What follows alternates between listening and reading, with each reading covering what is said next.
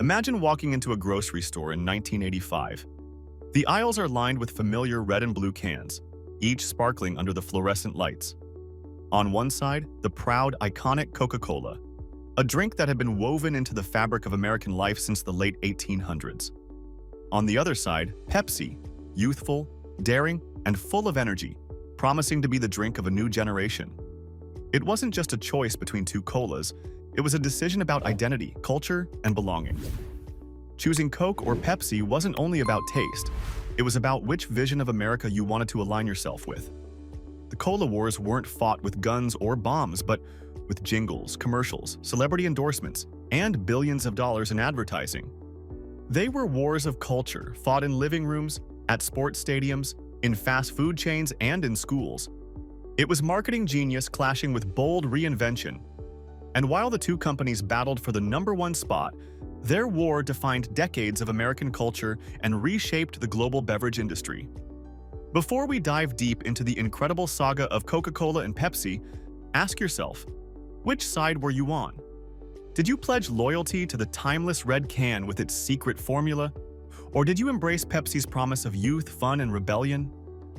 Keep that in mind as we take this journey, because by the end of this story, you'll see how the cola wars weren't just about soda, they were about who got to define the American dream. The cola wars, spanning the 20th century and exploding into cultural prominence in the 1970s and 1980s, were more than a corporate rivalry. They were a mirror of American society itself. Coca-Cola represented tradition, heritage, and nostalgia, while Pepsi positioned itself as the challenger, the voice of youth and change. Each campaign, each slogan, each taste test was part of a broader narrative about America's shifting values. The roots of this battle go back more than a century. Coca-Cola, born in the late 1800s in Atlanta, Georgia, marketed itself as the original cola, the drink of the masses. Pepsi, founded a few years later in North Carolina, struggled in its early years but rose to prominence by finding cracks in Coke's dominance. By the 1950s, the battlefield was set. Two companies, two visions, one goal: to capture America's taste buds and its cultural imagination. Coca-Cola, the king of tradition. Coca-Cola wasn't just a soda. It was Americana in a bottle. From its earliest days, Coke cultivated an image that went far beyond refreshment. It was tied to baseball games, summer picnics, soldiers at war, and Santa Claus himself. By the time World War II ended, Coke had solidified its reputation as the real thing, an emblem of American values. Coke's dominance was staggering. For decades, its iconic glass bottles were the symbol of refreshment worldwide. The company invested heavily in global expansion, ensuring that no matter where American soldiers traveled, Coca-Cola would follow. By the 1950s, Coke wasn't just a brand, it was a way of life. Its advertisements leaned into nostalgia and wholesomeness, reinforcing the idea that Coca-Cola wasn't just consumed. It was experienced as part of treasured moments. Yet with dominance came complacency. Coca-Cola leaned on its heritage and consistency, sometimes too much, leaving the door open for rivals like Pepsi to challenge the status quo. Coke's insistence on tradition, while comforting to older generations, occasionally risked making it look old-fashioned in a culture that was beginning to prize innovation and modernity. That tension would become a key battleground in the decades to follow. Pepsi, the challenger spirit. Pepsi didn't have the luxury of being first. For much of its early history, it struggled with bankruptcy, inconsistent branding, and lack of market share. But what Pepsi did have was agility. It learned to exploit Coca-Cola's weaknesses, to position itself not as a copycat but as something different, something fresher. In the 1930s, during the Great Depression, Pepsi marketed its 12-ounce bottles as twice as much for a nickel compared to Coke's smaller bottles. This bold pricing move resonated with working-class Americans, who appreciated more soda for the same price. It was an early glimpse of Pepsi's knack for identifying cultural and economic trends and capitalizing on them. By the 1960s, Pepsi leaned heavily into marketing aimed at young people.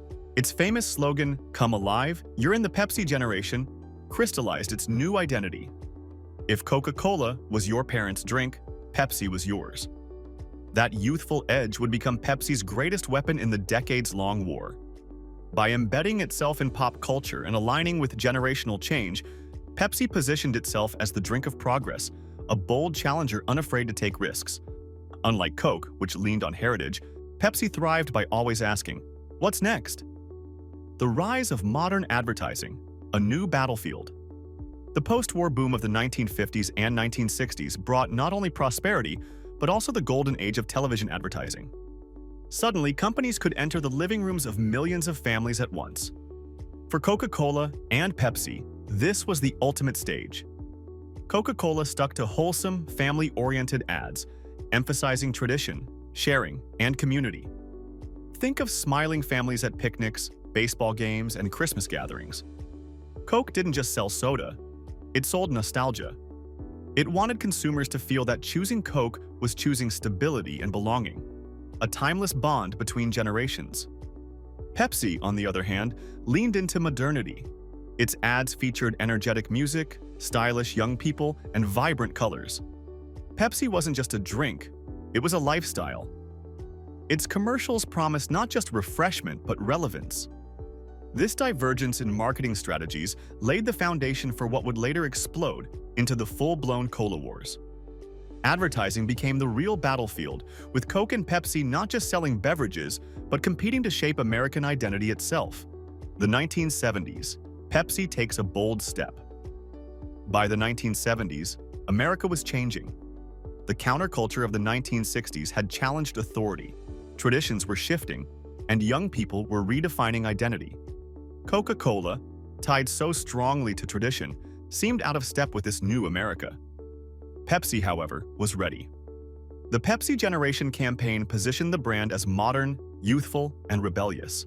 And in 1975, Pepsi launched the boldest move of all, the Pepsi Challenge. In blind taste tests, Pepsi often won against Coke. The results weren't just marketing, they were a direct challenge to Coke's claim of superiority.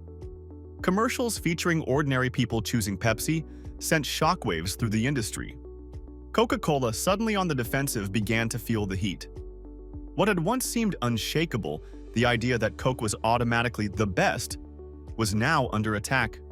The Pepsi Challenge tapped into a wider cultural mood of questioning authority and rejecting tradition. For the first time, Coke's throne was wobbling, and Pepsi smelled opportunity. The cola wars were about to erupt with new ferocity. The 1980s. The cola wars explode. The 1980s were the golden era of the cola wars. Coca-Cola and Pepsi poured billions into advertising, celebrity endorsements, sponsorships, and product innovations. The battle wasn't just about who had the better soda. It was about who could dominate pop culture. Coca-Cola leaned on its heritage with campaigns like Coke Is It and iconic holiday ads featuring Santa Claus and polar bears. But it was Pepsi that dominated the decade's cool factor. Pepsi signed megastars like Michael Jackson, Madonna, and later Britney Spears, cementing its place as the brand of youth and music. Pepsi's ads weren't just commercials.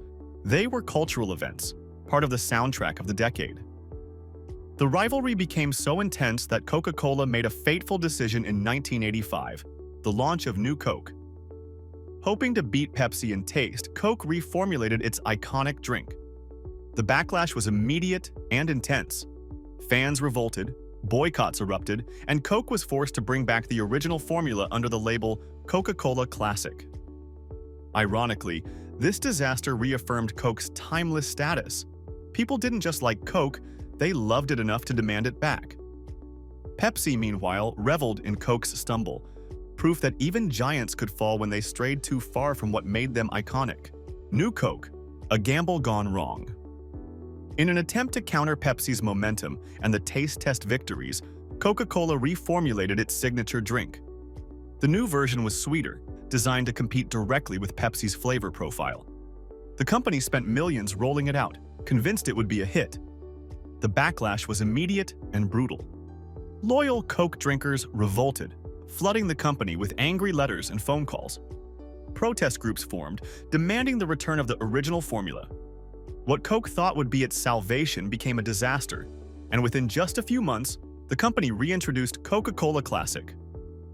Ironically, the fiasco ended up strengthening Coke's brand in the long run. reminding the world just how much people loved the original. But in the short term, it showed just how fierce and dangerous the cola wars had become. Pepsi's glory days, riding the wave of cool. While Coca-Cola stumbled, Pepsi soared. Its commercials featuring Michael Jackson moonwalking with a can of Pepsi became cultural milestones. The brand tied itself to music, fashion, and sports in ways Coke never could. Pepsi wasn't just selling a drink, it was selling belonging to the new generation. By the late 1980s, Pepsi was closing the gap with Coke, and for a time it seemed like the challenger might actually win. The cola wars had reached their peak, with each company spending unprecedented amounts of money to outdo the other.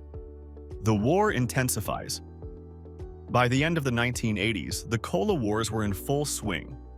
Coca-Cola had weathered the new Coke disaster but still held the crown of tradition and authenticity. Pepsi had seized the cultural zeitgeist, aligning itself with the young and the bold. The stage was set for the 1990s when globalization, health concerns, and new competitors would change the battlefield forever. The cola wars were no longer just about Coke versus Pepsi. They were about who could capture the spirit of America itself. The story so far has shown us how two companies turned sugary soft drinks into cultural weapons, shaping identity and defining generations. But this was only the beginning. The real battles were yet to come. Global expansion, diet sodas, celebrity endorsements, and shifting consumer habits would take the cola wars to new heights and new lows. The 1990s, the global stage. As the 1990s began, the cola wars moved beyond American living rooms and into the international spotlight.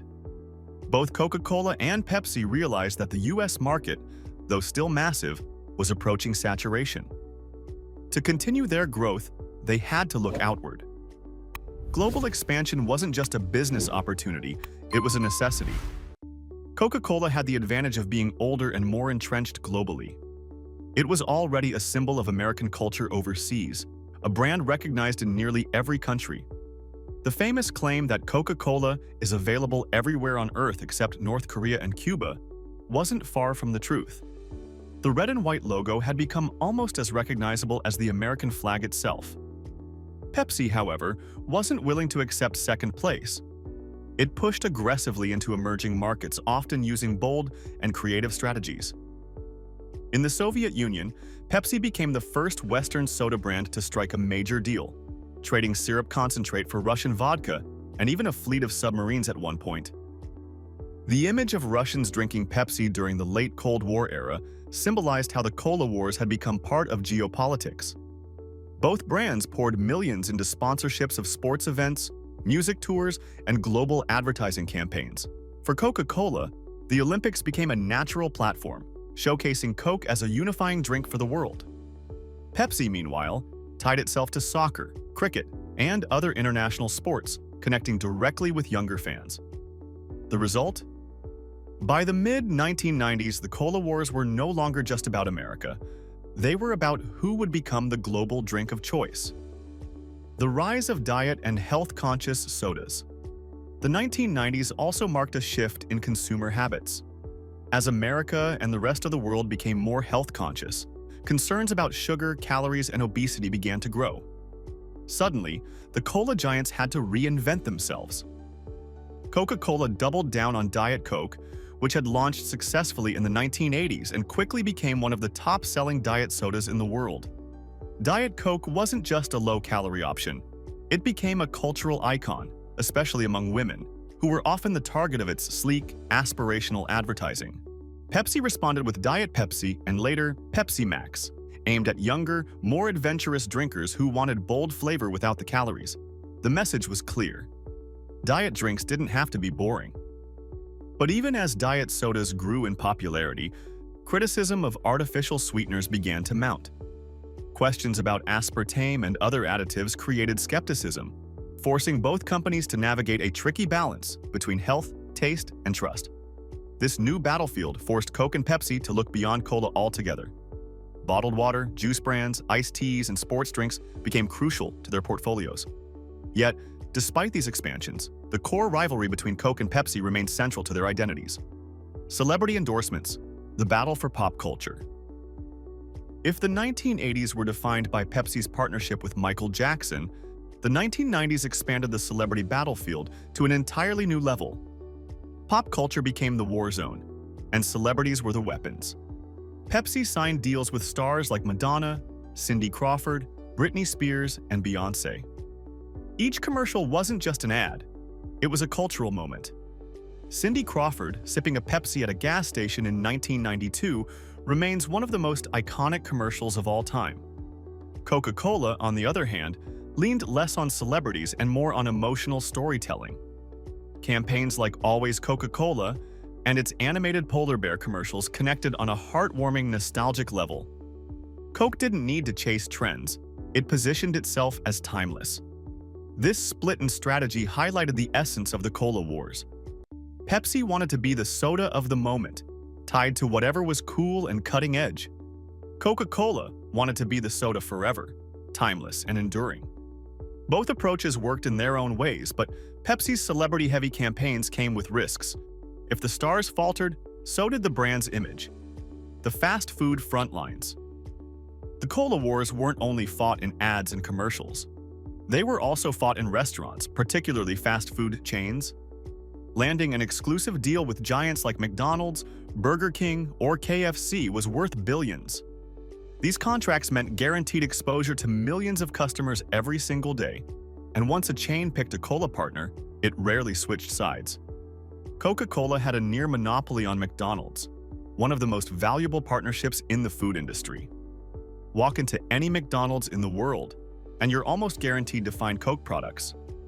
This deal alone gave Coke a massive advantage in global sales, reinforcing its association with the most recognized fast food brand on Earth. Pepsi, however, fought back by aligning with Pizza Hut, Taco Bell, and KFC, brands that were part of the PepsiCo empire at the time. These alliances gave Pepsi unique visibility in American suburbs, where pizza nights and Taco Bell runs became synonymous with Pepsi consumption. For kids growing up in the 1980s and 1990s, drinking Pepsi with a stuffed crust pizza or tacos wasn't just a habit, it was part of the dining experience. These battles may have seemed invisible to consumers, but they were critical. Every time a family ordered a Happy Meal or a bucket of fried chicken, they were unknowingly participating in the cola wars. Behind the scenes, Coke and Pepsi fought tooth and nail for every restaurant contract, knowing that once loyalty was established in these everyday meals, it could last a lifetime.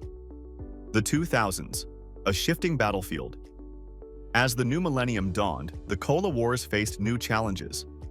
Soda consumption in the US peaked in the late 1990s and began to decline.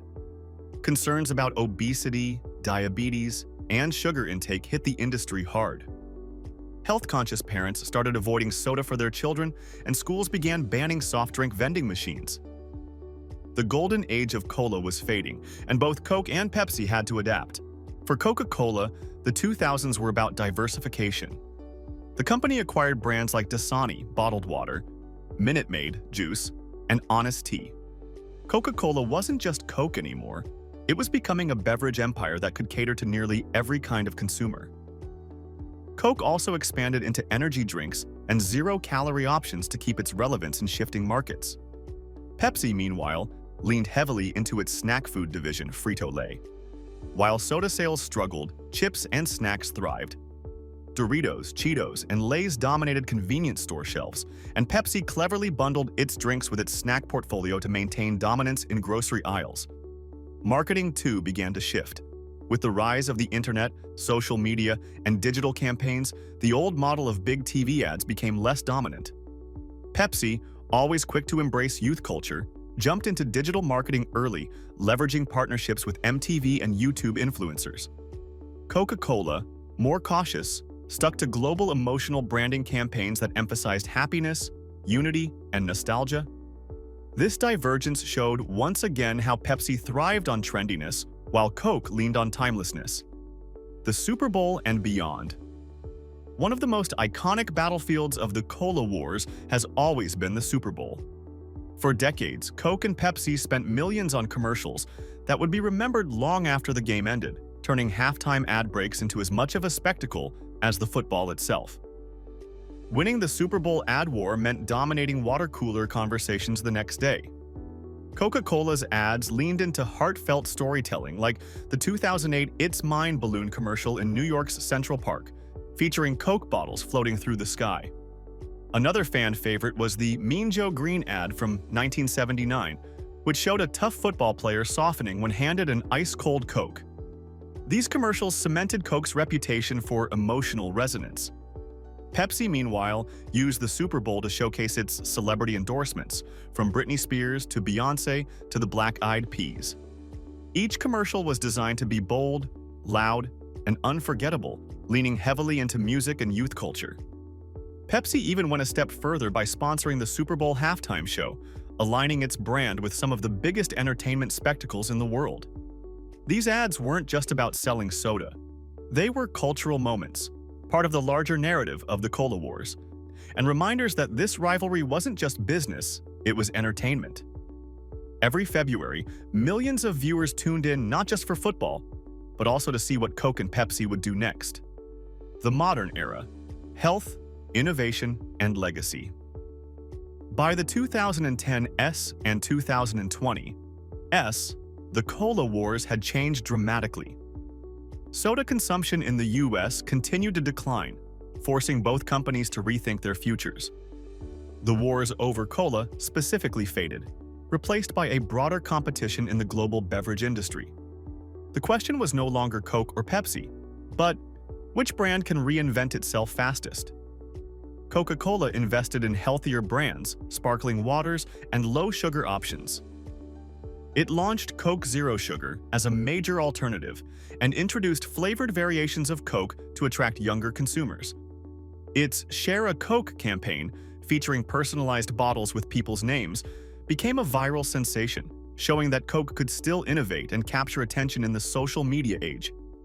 Pepsi focused on bold flavors and brand partnerships, particularly with sports leagues like the NFL and the UEFA Champions League.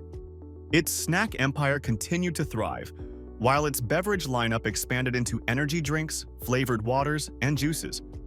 Pepsi also leaned into limited-time flavors and collaborations, keeping itself relevant among younger, experimental consumers. The rivalry still exists, but the stakes are different now. Instead of fighting for dominance in cola sales, Coke and Pepsi battle over who can adapt better to the changing tastes of consumers around the world. Both are now global lifestyle brands with roots in soda but futures in whatever beverages and cultural moments people crave next. The Cola Wars may have cooled, but the competition for hearts, minds, and taste buds is far from over. The cultural legacy of the Cola Wars. Looking back, the Cola Wars were never just about soda. They were about identity, culture, and the American dream. Coca-Cola represented tradition, timelessness, and nostalgia. Pepsi embodied youth, energy, and rebellion. Together, they defined generations of marketing, advertising, and consumer culture. Even today, ask someone whether they prefer Coke or Pepsi, and you'll often get a passionate response. That loyalty, built over decades of rivalry, is the true legacy of the Cola Wars. The Cola Wars may have cooled, but their impact is everywhere. They shaped how products are marketed, how celebrities are used in advertising, and how brands fight for cultural relevance. Coca-Cola and Pepsi didn't just compete for sales, they competed for hearts, minds, and memories. When you take a sip of soda today, whether it's Coke, Pepsi, or something entirely different, you're tasting a piece of history, a reminder of a rivalry that helped define American culture and influence the global marketplace. So, the question remains, which side are you on? Are you loyal to Coca-Cola, the classic that promises authenticity and tradition? Or do you stand with Pepsi, the bold challenger that championed youth and reinvention? Whichever you choose, one thing is clear. The Cola Wars were more than just a battle between two drinks. They were a story of America itself, a story of competition, innovation, and the pursuit of belonging. And in a way, that story is still being written every time someone cracks open a can.